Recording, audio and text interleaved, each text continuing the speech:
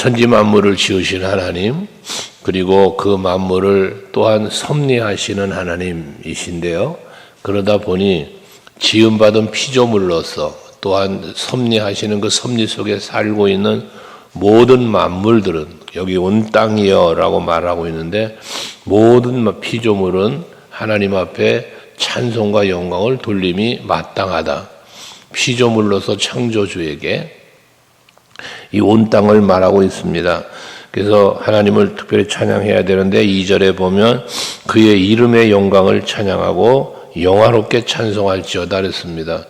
그의 이름, 시편 29편에서도 우리가 묵상한 바 있는데 여호와의 이름에 합당한 영광을 돌리고 돌릴지어다 라고 말씀을 합니다. 하나님의 이름에 합당한 영광, 그 이름은 여호와, 스스로 계신 분, 우리의 구원자. 하나님에 대한 우리의 고백이 많죠. 그 모든 창조주부터 구원의 주, 사랑이 많으신 분, 전능하신 분 등 고백하는 우리의 모든 고백의 이름이 여호와의 이름 속에 다 담겨 있으니까 그 이름에 합당한 영광을 돌리자는 말씀인데, 오늘도 마찬가지 그 이름의 영광을 찬양하고 말씀하고 있습니다. 또 그 뒤로 보면 3절에 하나님께 아뢰기를 주의 일이 어찌 그리 어미하신지요, 또 주의 큰 권능으로 말미암아 주의 원수가 주께 복종할 것이며 라고도 말씀하고 있습니다. 주께서 하신 일, 뒤에도 나오지만 주님이 하시는 모든 일을 보면 창조와 섭리를 놓고만 보아도 그 모든 하나님의 권능은 어미하시다, 권능이 있으시다, 또는 원수까지도 그에게 복종하신다라고 말씀을 하고 있습니다. 이게 하나님의 위대하심입니다. 또한 존엄하심이고요. 그런 하나님을 우리가 찬송하며 영광 돌려야 할 것이라는 것이죠. 또한 4절도 보면 온 땅이 주께 경배하고 주를 노래하며 주의 이름을 노래한다라고 또 말씀을 합니다. 그러니까 여호와의 이름에 합당하다는 것은 그 이름이 가지고 있는, 또 그 여호와께서 하시는 모든 일들을 그 이름 속에 담아 영광을 돌리는데, 그 권능 앞에, 어미하심 앞에 영광을 돌린다는 거거든요. 그러면서 5절에도 말씀하죠. 와서 하나님께서 행하신 것을 보라 라고 말씀합니다. 하나님께서 하신 일을 한번 보라라는 것인데요. 그 뒤에 보면 사람의 아들들에게 행하심이 어미하다라고 말합니다. 이 사람의 아들이라고 하는 말은, 우리는 하나님의 자녀잖아요. 그러면 하나님께 택한 백성들에게 행하신 일을 보라, 또 하나님의 자녀들에게 행하신 일을 보라 해야 되는데 사람의 아들들에게 행하셨다라는 말씀을 합니다. 이 사람의 아들이라고 해서 하나님과 상관이 없는 것이 아니라 하나님의 특별한 은총을 입은 사람입니다. 그러니까 하나님이 세상을 이처럼 사랑하사 독생자를 주셨으니 누구든지 그를 믿는 자마다 할 때 그 누구든지라고 하는 말을 아무나라는 개념이 아니라 하나님께 택함 받은 자, 하나님의 특별한 은총을 입은 자로 우리가 이해하는 것처럼, 여기 오늘 사람의 아들도 단순한 모든 사람을 말하는 것이 일컫는 게 아니라 하나님의 특별한 은총 속에서 택함을 입은 백성들을 일컬어 말씀한다. 그러니까 하나님이 택한 백성, 택한 민족을 위하여 하시는 일을, 행하신 그 일을 한번 와서 보라는 말씀이거든요. 하나님께서 행하신 일을 성경에서 하나님이 행하신 일을 보라고 할 때 대표적으로 말하는 것이 홍해바다 사건과 요단강을 가는 사건을 흔히 주로 많이 표현을 하는데, 오늘 본문 6절에도 보면 그 표현을 해요. 바다를 변하여 육지가 되게 하셨으므로, 홍해바다 건널 때 그랬잖아요.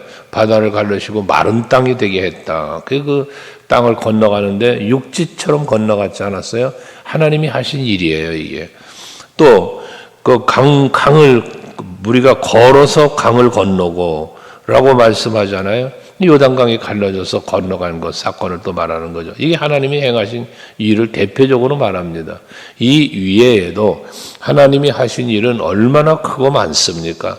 출애굽의 사건에서만도 봐도 그 후에도 가나안 땅을 저들에게 차지할 수 있도록 그 안에 살고 있는 족속들을 다 몰아내시고 차지하게 해주신 하나님, 그러면서 역사 속에서 지금까지 지나오신 모든 일 속에서 하나님이 하신 일, 오늘 우리들의 시대에 본다면 예수께서 오셔서 하신 일, 성령이 하시는 일까지 돌이켜보면 하나님께서 행하신 놀라운 일들은 너무나 많고 위대하다는 것입니다. 그러니 우리가 하나님을 찬송함이 마땅하다는 겁니다. 여러분들에게 늘 드리는 말이지만 내가 하나님 앞에 어떤 은혜를 입었는가를 늘 헤아리는 것이 우리의 신앙의 생활이다라고 말씀드리잖아요. 은혜를 내가 깨달아 알 때 감사가 있고 감사하는 마음이 있을 때 내 마음이 즐겁고 그 즐거움이 하나님께 찬송하며 영광 돌리는 이게 우리들의 신앙 생활이란 말입니다. 은혜를 잊어버리면 모든 것이 무너져 버리는 거예요. 하나님과 나와의 관계, 신앙생활은 관계로 시작되잖아요.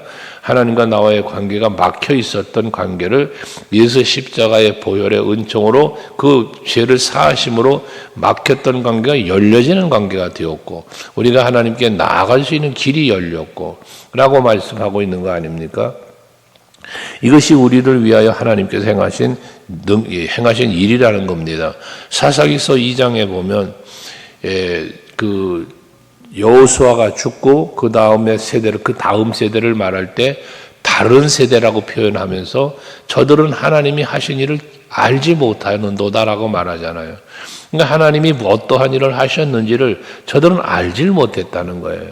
그러니까 이전 세대와 다음 세대가 아니라 다른 세대라 표현을 하고 있다는 것입니다. 우리는 우리 스스로도 그렇고 우리 후대에게도 그렇고 하나님이 행하신 일을 우리는 헤아려 볼 줄 알아야 한다. 특별히 우리는 개인적으로 볼 때 나를 위하여라는 거예요. 나를 위하여.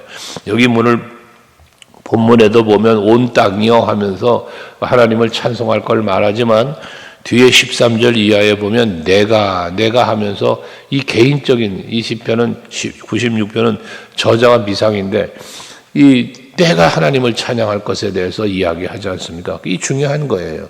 우리가 온 땅이 하나님을 찬양해야 돼요. 마땅한 거예요. 그런데 그 중요한 것은 내가 해야 된다는 거예요. 내가. 그래서 하나님이 온 땅을 다스리시며 또한 그 섭리하시는 모든 앞에 17절에 보면 교만하지 말지어다라고 말씀하고 있습니다. 우리는 하나님의 그 능력 앞에 그 위대하신 섭리 앞에 그리고 자비와 사랑 앞에 우리는 겸손해야 되는 겁니다. 교만해지면 안 돼요. 교만하다는 자체는 은혜를 망각한 거예요. 그래서 하나님이 하신 일을 마치 내가 한 것이냐 착각하는 게 교만이죠.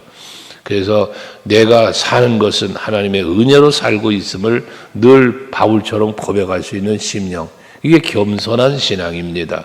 그래서 바울은 빌립보서에서 그 말하잖아. 예수님의 온유함과 겸손함을 우리가 배우라는 거잖아요. 너희 마음에 이 마음을 품어라. 이건 뭐예요? 예수님의 마음을 닮아라. 그 예수님의 마음을 품고 그렇게 살아라는 것을 권면한 거지 않습니까? 그게 온유와 겸손이에요. 우리 하나님의 창조주 하나님, 섭리 하나님 모든 그 권위 앞에 겸손할 수밖에 없는 거죠. 그러면서 9절과 10절에 보면 그는 우리 영혼을 살려두시고 우리의 실족감을 허락하지 아니하는 주로다 그래요. 그러니까 하나님은 우리 죽은 영을 살리셨어요. 에베소서 2장 1절에 보면 허물과 죄로 죽었던 너희를 살리셨답니다. 우리를 살리신 거예요. 그리고 또한 실족하지 않도록 우리가 실족한다는 건 미끄러져 넘어진다는 뜻인데 그렇게 미끄러져 넘어지지 않도록 우리를 뭐 하는 거예요? 늘 붙잡아 주신단 말이에요. 물에 빠져 죽어가는 베드로도 그 손 붙잡아 건져주시는 것처럼 우리를 항상 보호하고 지키셔서 넘어졌다는 사실은 실족한 거잖아. 넘어졌어, 누워있어. 이게 아니라 우리 주님은 늘 뭐 합니까? 일어나라는 거잖아요. 갈멜살이란다. 그 겟세마네 동산에서 예수께서 십자가를 앞에 놓고 기도하실 때에 제자들은 졸고 잤다 그랬잖아요. 그 졸고 자고 있는 제자들에게 예수께서 오셔서 잠시도 깨어 기도 못하느냐 하면서 3번을 반복하신 후에는 오셔서 뭐예요? 일어나, 함께 가자. 일어나라는 말씀을 거기도 합니다. 우리 주님께서는 직접 손을 내밀어 잡아주심도 있지만 말씀으로 약속으로 우리를 붙잡아 주시고 우리를 품에 안아주시는 이러한 놀라운 은혜를 베푸시는 분이 여호와 하나님이시단 말씀이죠. 지난 주일에 우리가 말씀을 묵상했던 것처럼 여스르나 너는 행복한 사람이로다. 여호와의 팔이 내 아래에 있도다. 하나님의 팔, 그 위대하신 팔이 우리를, 강건하신 그 팔이 우리를 안아주고 계신다는 사실, 붙잡아주고 계신다는 것 아니겠어요? 그러니까 우리는 그 하나님의 보호하심 속에 살기에 우리는 두려워할 이유가 없고 감사하면서 하나님께 영광 돌려야 한다는 겁니다. 뿐만 아니라 10절의 말씀에 보면 하나님이여 주께서 우리를 시험하시되 우리를 단련하시기를 은을 단련한 같이 하셨으며 라고 말씀을 합니다.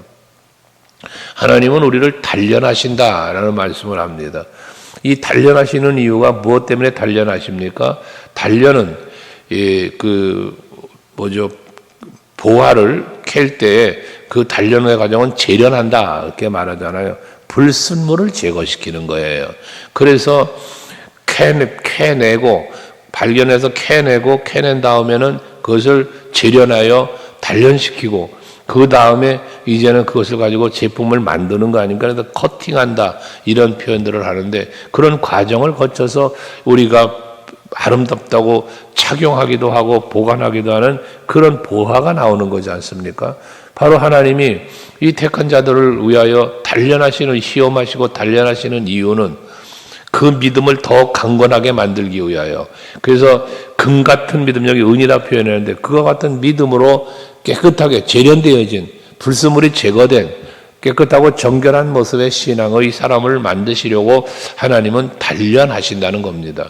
욥기서 23장 10절에 욥의 고백이 나오잖아요. 그가 나의 길을 아시나니 나를 단련하신 후에 내가 정금같이 되어 승금과 같이 되어 나올 것이다 라는 고백을 하지 않습니까? 단련의 결과는 순금이에요. 여기 은인데 그렇게 금은 보화가 같은 믿음의 사람으로 변화되는 걸 말하는 거잖아요. 하나님이 거기에 단련의 목적이 있단 말이에요. 여기서도 단련하신 후에 은을 단련한 같이 그렇게 단련을 했는데 단련하신 후에는 어떻게 하십니까? 11절 12절 말씀에 보면 12절 마지막에 보면 주께서 우리를 끌어내사 풍부한 곳에 들이셨나이다 그래요. 그 끌어낸 게 어디서 끌어냈습니까? 단련하는 곳에서, 시험하시는 그곳에서 끄집어내어서 이제는 풍부한 곳에 두었답니다. 모든 것이 부족함이 없는 단련의 과정은 힘들어요. 고난이죠.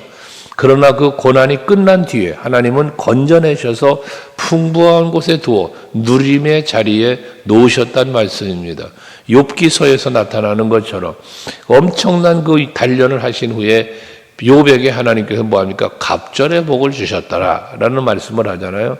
이전에도 풍요로운 삶을 살았던 욥인데 그보다 더 풍성한 복을 주시는 하나님의 은혜를 봅니다. 그러나 그 은혜, 풍부함에 갖다 놓으시는데 그 놓기 이전에는 무슨 일을 하셔서 단련하셨다는 것입니다. 그래서 11절 12절 내용이 그렇습니다만은 그물에 걸리게 하셨다. 어려운 짐을 우리 허리에 메워 두셨다. 사람들이 우리 머리를 타고 가게 하셨다. 물을 통과하게 하셨다. 이런 과정을 겪게 하셨다는 거예요. 시편 23편에도 묵상한 것처럼 사망의 음침한 골짜기를 다닐지라도라는 말씀은 우리로 하여금 사망의 음침한 골짜기를 지나가도록 하신 하나님이라는 거잖아요. 그러나 그런 과정을 겪은 후에 어떻게 합니까? 하나님께서는 악인들 앞에서 상을 차려주신다잖아요. 이게 하나님의 우리를 위한 하나님의 일하심이라는 것입니다. 그러니 조금 힘들고 어려운 일을 겪는다 할지라도 불평하지 말아야 할 것은 지금은 하나님이 나를 단련하시는 시간이구나, 단련하시는 때이구나 라고 하나님의 섭리를 바라보면서 때가 되면 하나님의 그 단련하시는 때가 지나가면 오늘 말씀처럼 건져내셔서 그 풍요로운 자리에, 은혜로운 자리에, 누림의 자리에 나를 놓아주실 것이다. 이 소망을 갖고 여러분들이 하나님께 고난 중에도 감사하며 살 수 있기를 바랍니다. 이렇게 풍부한 곳에 들이셨으니 13절 이하에는 내가 이제 말합니다. 내가 그 은혜를 입었어요. 내가 그 사랑을 입었습니다. 그렇게 연단을 거친 후에 이제 누림의 삶을 살게 됩니다. 그러니까 내가 뭐합니까? 번제물을 가지고 주의 집에 들어가서 나의 소원을 주께 갚는다는 거예요. 하나님 앞에 고난을 당할 때에 그 뒤에 보면 14절이 그러잖아요. 내가 환난 때에 내 입에 말한 것입니다. 그래요. 그러니까 하나님 앞에 내 입으로 하나님을 서원했던 거예요. 하나님 앞에 약속했던 거예요. 그 약속을 이제 뭐합니까? 번제를 드림으로 지킨다는 거예요. 그럼 이 입술로 말했던 것은 무슨 말씀이겠습니까?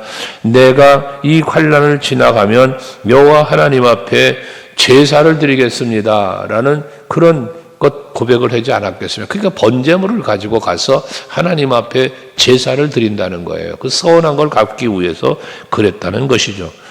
우리도 여러분 신앙생활 하다 보면 많은 하나님 앞에 서원, 약속할 때가 있습니다. 하나님 이렇게 해주시기만 하면 제가 이렇게 하겠습니다 라는 그런 서원의 약속들이요. 야곱도 마치 이산천 집으로 도망갈 때에 그 베델에서 나를 무사히 아버지 집으로 돌아오게 하시면 하면서 서원했던 것들이 있지 않았습니까? 그 서원을 갚기를 더디할 때 하나님께서는 그들에게 나타나셔서 그 세겜 땅에서 베델로 올라가거라 라며 말씀하시면서 그 서원을 갚기를 원하셨죠. 민수기서에서도 보면 서원한 것이 있다면 갚기를 더디하지 말라는 말씀을 하는 것처럼 서원을 갚는다는 것은 갚을 수 있도록 하나님이 해 주셨다는 거잖아요. 하나님이 서원 갚으라고 말씀할 때는 갚도록 해 주신 거예요. 그러기에 우리는 갚아야 할 때 갚지 않는 야곱과 같은 그런 삶이 아니라 언제나 서원한 바를 지키기 위해서 늘 힘쓰는 여러분들이 되셔야 한다는 것입니다. 그러면서 16절에 하나님을 두려워하는 너희들아라고 말합니다. 두려워한다는 것은 여기는 하나님을 경외한다는 의미입니다. 여호와 하나님을 경외하는 거예요. 하나님을 높이고 하나님을 사랑하고 하나님을 또 두려워하는 그 마음을 말하고 있는 것인데 경외를 말하는데 그러한 너희들아 다 와서 들어라. 하나님이 나의 영혼을 위하여 행하신 일을 내가 선포하리로다 합니다. 하나님이 나에게 행하신 일을 내가 선포한다. 이것이 나의 간증이고 이것이 나의 찬송입니다라는 그 간증거리가 많은 여러분 되시자라고 그랬잖아요. 그러면 그것을 생각해보고 찾아봐야 있는 게 아니라 날마다 살아가는 순간순간이 간증이에요. 날마다 순간순간이 하나님의 은혜라는 말씀입니다. 그러니까 다윗의 고백처럼 내가 새 노래로 여호와를 찬송한다라는 그 새 노래가 여러분에게 늘 있어야 된다는 말씀 드리는 거잖아요. 그러면서 그 17절 18절 계속 내가라고 말씀하고 있는데 내 입으로 내 혀로 찬송한다 라면서 18절 내가 나의 마음의 죄악을 품었더라면 주께서 듣지 아니할 것이다 라고 해서 마음의 죄악된 마음을 품지 않았고 항상 하나님께서 나를 고난당할 할 때 나를 단련하시는 거야 하면서 그 마음의 정직함과 신실함을 가지고 하나님 앞에 기도했다는 것이잖아요. 그 하나님을 경외하는 사람들은 하나님께서 행한 일을 기억하면서 감사할 수 있는 거고 또한 하나님 앞에 간구할 때는 응답해 주신다는 이 믿음이 그들에게 있는 겁니다. 여호와를 경외하는 자들에게는.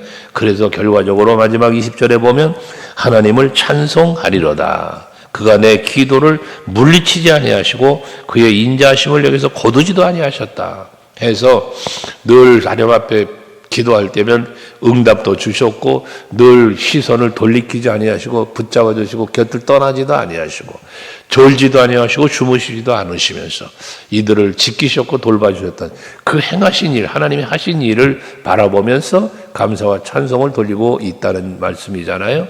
여러분들 오늘도 하루를 사실 때에 언제나 내 곁에 동행하시면서 나를 위하여 일하고 계시는 그 하나님의 섭리, 손길을 바라보고 느끼시면서 하나님께 감사와 찬송, 영광 돌리며 사는 이 하루가 되시기를 주님의 이름으로 축원합니다.